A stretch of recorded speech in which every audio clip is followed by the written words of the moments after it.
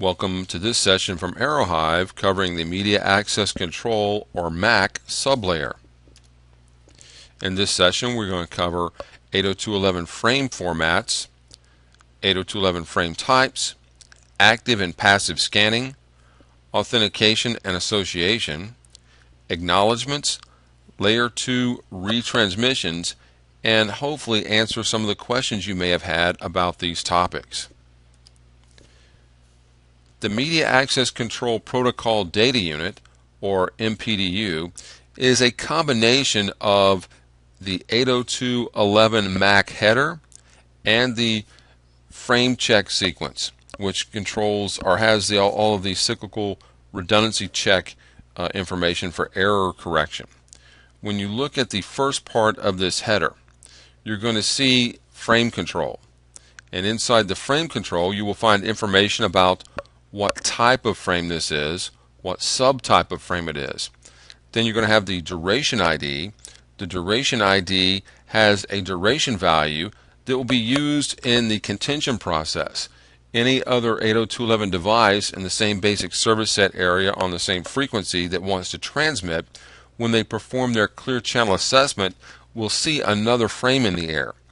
The frame in the air will have a duration value equal to the amount of time it will take for the interframe spacing that follows the frame and any acknowledgments or any part of completing that communication. The duration value can be anywhere from 0 to 32,768 microseconds. The address fields you see, 1 through 4, are also included. You will see the transmitter MAC address, the receiver MAC address as the wireless addresses, and there's also the actual source and destination addresses, which could be wired or wireless. When you're looking at most wireless traffic, you will only see 3 MAC addresses used in these 4 spaces. The source MAC address will be the address of the device that actually began the communication. The transmitter address would be the address that put the frame in the air. The receiver address would be the address of the device that pulled the frame from the air, and the destination address would be the address where the frame was ultimately supposed to go. The reason you see 3 mostly would be in an example of a laptop sending something to a wired side server. So you would have the laptop's MAC address as both the source and the transmitter address. The AP would be the receiver, and the wired device would be the ultimate destination. The opposite is true when the wired side device responds. The wired side device would be the source, the AP would be the transmitter, and the client would be both the receiver and destination. You can see 4 addresses in use if it is part of a wireless distribution system. A client in one building, wired or wireless, sends a frame to a mesh point in that building, which would be the transmitter address. It puts the frame in the air. The mesh endpoint on the other end of the mesh would be the receiver, and then the device on the wired network or maybe another wireless device on the other side of the mesh would be the ultimate destination. The MAC Service Data Unit, MSDU, or the Upper Layer Protocols Payload, can be encrypted so that you're not really going to see the payload. Everything else in that 802.11 frame is going to be in clear text always in order for 802.11 to function properly. Even on a wired network, the layer 2 information is always visible on the subnet. 802.11 frame types. There are 3 802.11 frame types: management, control, and data. Management frames are used for finding, joining, and exiting service sets. Subtypes of the management frame would include things such as beacons, probe request, probe response, authentication and association request and response, deauthentication, disassociation, and action frames. Control frames are used for media reservation, such as ready to send, clear to send to self, or acknowledgements. Data frames can be just the frames carrying pure data, which would have the encapsulated layer 3 through 7 payload. You can also have null functions for a null data frame used in power saving modes. And you can have a combination frames that will be data plus some type of control function depending on the network configuration. Finding a network can either be done passively or actively. If you're doing it passively,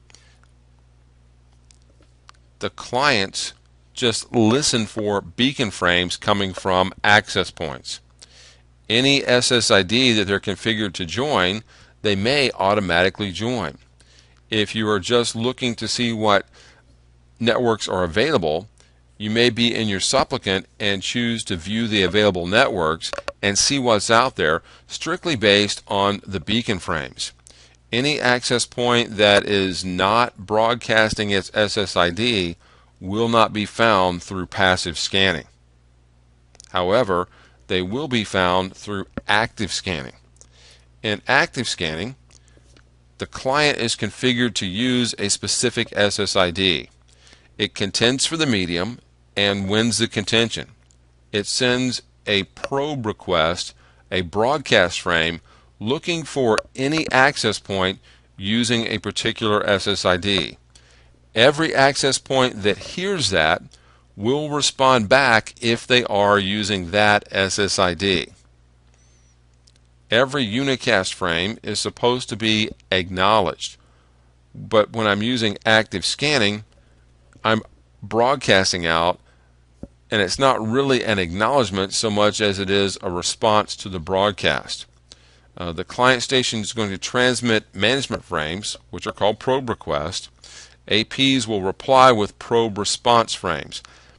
And anything that is required from that network to join it will be part of a probe response. A probe response is a unicast frame from an AP to the MAC address of the device that sent the broadcast beacon out. If someone were hiding their SSID, but the clients were using active scanning, every probe request would include that SSID. Every probe response would include that SSID. The only thing missing from the beacon frame when you hide the SSID is just the SSID information.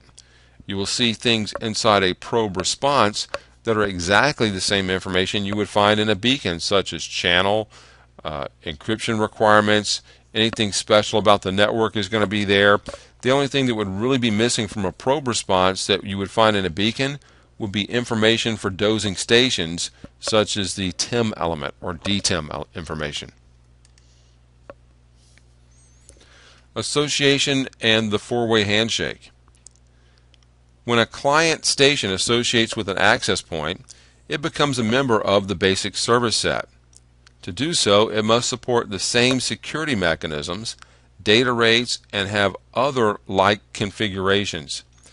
Some things can be configured on the access point side to be mandatory, and if a client does not support those, even though they have all of the right credentials to authenticate, they may not be allowed to associate because they don't meet all of the criteria that the access point requires. The four-way handshake is a security exchange between an access point radio and a client station radio used to create dynamic encryption keys.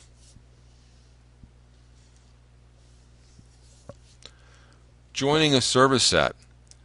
Joining the service set can be done through active or passive scanning. If it's passive scanning, the client's just going to simply listen for beacon frames from the access points, and if it hears the SSID that it's configured to use, it will send association and authentication requests to the access point to join the service set. If it is using active scanning instead of passive scanning, the client will send out a probe request, get a probe response, then it will send an authentication request. Here are my credentials, I'd like to join your service set. The AP will send back an authentication request. Then you'll have an association request. The association request and association response will occur. At that point, you are connected, but only to a certain degree. Beyond that, there are multiple different types of authentication mechanisms that may require more exchanges between the client, the supplicant, and the access point, the authenticator.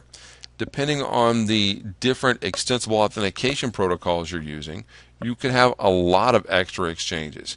If you're using WPA pre-shared key, which is now called WPA personal, then you would have a four-way exchange where you would have a process of building the pairwise master key for their association. Then once the pairwise master key is built, you will get a group-wise transient key and a pairwise transient key and a lot of other things built for that association. But initially, you're going to have the pairwise key between the client and the Hive AP. If the client decides to roam, then it will have to go through a similar process called reassociation. I'll send a reassociation request to the next access point, and in that reassociation request is information about the last access point to which I was connected. Inside Aerohive, you can implement a client monitor against any client that you see in the airspace. Then you can watch the exchange between the client and the access point. In this example, if you look at the lines, you will see this is a WPA pre-shared key authentication starting, and you'll see sending message 1 of 4, then you'll see receiving 2 of 4, then you'll see sending 3 of 4, receiving 4 of 4. That is the completion of the four-way handshake. Then the pairwise transient key will be set. Authentication is successfully finished at that point. At that point, the client is free to begin connecting on layer 3. It may send out a DHCP request, receive an acknowledgement, and the DHCP session would be complete. At that point, the client is fully associated, they are connected to the network, and they can gain access to anything that is available on the network. If at any point in the authentication it fails, for example, the most common reason would be the user putting in the wrong pre-shared key, you would see 1 of 4, I'm sending my request, 2 of 4, I received the response from the AP, but I don't really get the third part of the handshake because my key doesn't match.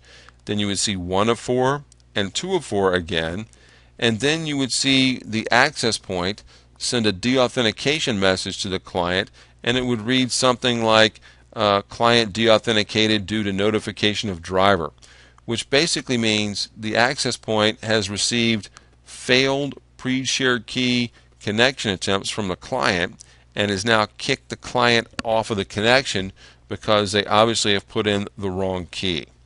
Then the user will be prompted again to put in the correct key. This may go on until the user puts in the right key or calls the help desk. But you can see this inside Client Monitor from wherever you're sitting without having to go out into the field and run some type of frame capture. Client Monitor is a tool that is included with Hive Manager. Acknowledgements.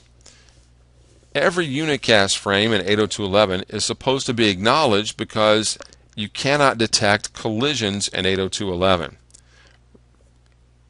The transmitting radio would send a unicast frame out to the intended receiver. The intended receiver will send back an acknowledgement. If the transmitting radio sends the frame and the data integrity check fails, or the packet never arrives at the intended receiver due to colliding with some type of noise, the transmitting device has an acknowledgement timeout threshold. If that acknowledgement timeout threshold is reached prior to receiving an acknowledgement, then the client will multiply its pseudo-random backoff timer against its slot times to create an additional backoff counter. We'll count that down, then do another clear channel assessment and attempt to transmit again. The transmitting device will do that up to 32 times before it decides that the host is trying to communicate with is unreachable. Up to a 5 to 10% retransmission rate may be deemed normal for a network based upon the traffic and the client types that are there. Every 802.11 unicast frame should be acknowledged, including deauthentication and disassociation frames. Layer 2 retransmissions. Retransmissions decrease throughput in the network. Transmitting radios that do not receive an acknowledgement will try again to transmit the same information, which increases the contention in the domain and decreases throughput. Retransmissions are the same information, and inside that frame, if you were to gather the frame with the frame analyzer, you would see that it is marked as a retransmission. However, you would not know if it was the first time it was being retransmitted or the 32nd time it was being retransmitted, because there is no indication of how many times the device has tried already to communicate. It is simply indicating that this particular frame is a retransmission itself. Thank you for watching this session from Aerohive on the Media Access Control sublayer. Please continue the rest of the series at your earliest convenience.